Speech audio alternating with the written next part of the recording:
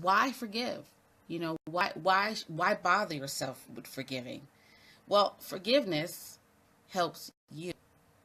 The word forgive means to release the person or the thing of the debt that they owe you. So, if you've ever dealt with loan companies, like I have, you would love to get that call or that letter that says your debt has been forgiven.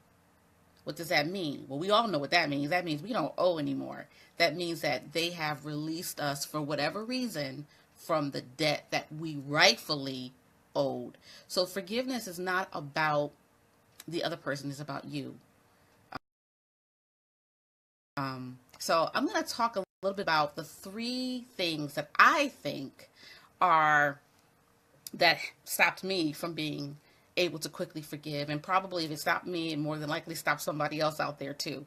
So I think the first thing we have to understand about forgiveness is that we have to admit that we're angry. I think people feel like in order to forgive, we have to deny the emotion, to kind of ignore it. I think that that's unhealthy, because I think what happens is when you deny that emotion, you are actually repressing it. So it doesn't really go away. It goes away from your conscious mind, but it's there. And what happens is you are now vulnerable in that area. Don't ever think because you pretend that you're not angry, or you pretend that it's not bothering you, that it's not bothering you, because it is. And I think that it doesn't make you any less of a person, or it doesn't make you less than better if you admit that. When you don't admit that you're angry, your anger doesn't have an outlet. When your anger doesn't have, or when you don't express it verbally, it becomes repressed and it becomes bitterness. And what bitterness is anger that's been stuffed down, that's just been stewing and brewing and waiting for a trigger so that it can just come gushing out, just violently.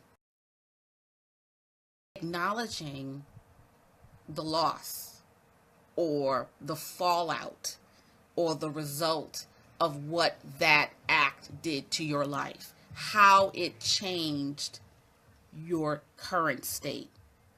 Acknowledge the loss, acknowledge the consequence.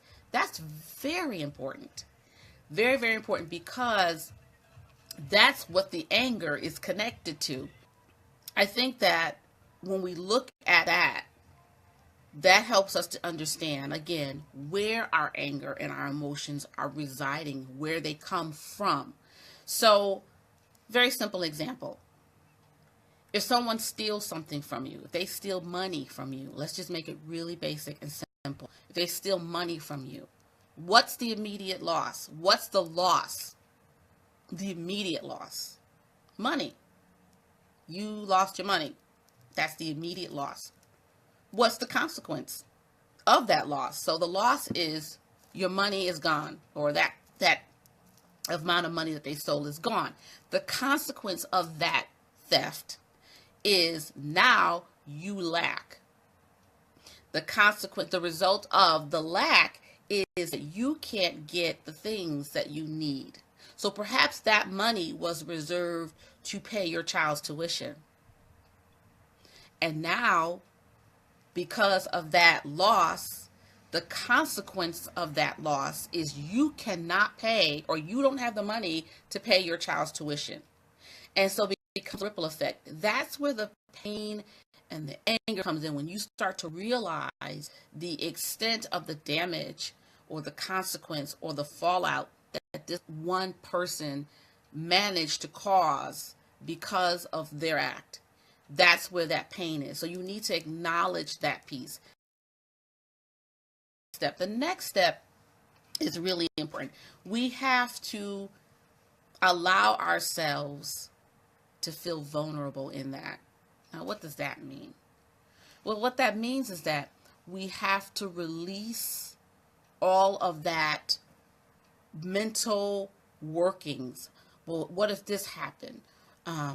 If I had said it this way, maybe they wouldn't have done this. If I had did this, or maybe they hadn't said, wouldn't have said that. Or if I had just only said no, or if I had said yes.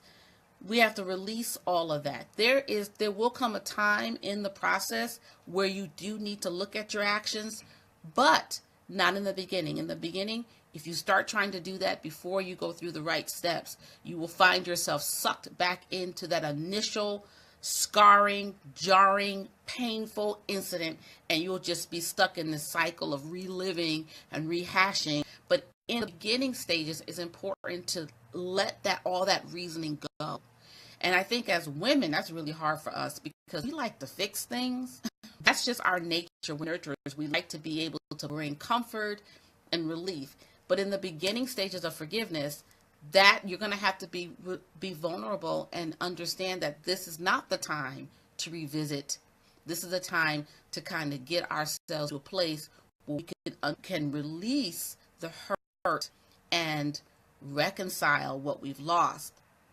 When you can get to that point, there is a level of freedom that you will experience that will allow you to embrace new opportunities, new decisions, new outcomes, and your life takes on a deeper meaning.